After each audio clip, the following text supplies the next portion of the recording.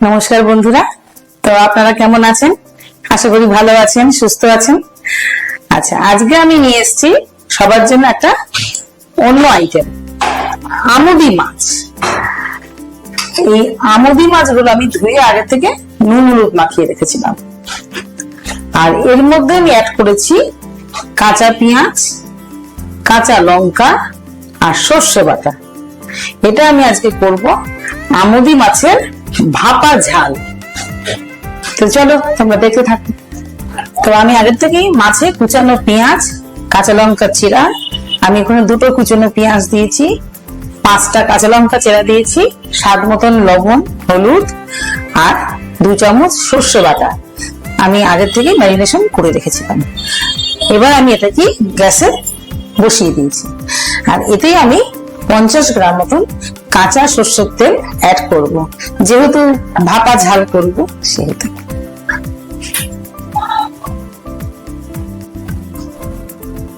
তেলটা আমি সব দিকে সমান করে ছড়িয়ে দিচ্ছি, যাতে সব দিকে সমানভাবে লেগে যায়। এবার এই ভাপা ঝালটি আমি 20 মিনিট কুক হতে দেবো। ফিরে আসছি 20 মিনিট বাদে। তো বন্ধুরা, আমার কিন্তু ভাপাটা একদম রেডি হয়ে গেছে। দেখুন, আমুদি মাছের ভাপা ঝাল। এবার এটা আমি নামিয়ে নেব। তো বন্ধুরা দেখুন, আমার আমুদি মাছের ভাপা ঝাল কিন্তু একদম রেডি হয়ে গেছে। আর এটা করতে খুব বেশি সময়ও লাগে না, 10 থেকে 15 মিনিট, ম্যাক্সিমাম বড় যে 20 মিনিট।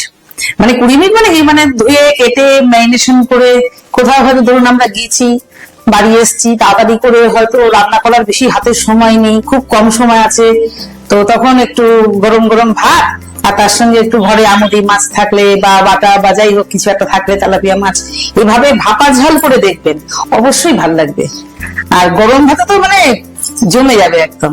আপনারা কিন্তু অবশ্যই একবার ট্রাই করে দেখবেন, আর আমাকে কমেন্টস করে জানাবেন আমার রেসিপিটা আপনার কেমন লাগলো আপনাদের। তো আপনারা সবাই আমার সঙ্গে থাকবেন আর দেখতে থাকবেন মিডিয়া মিক্স কুক অ্যাডভাইস।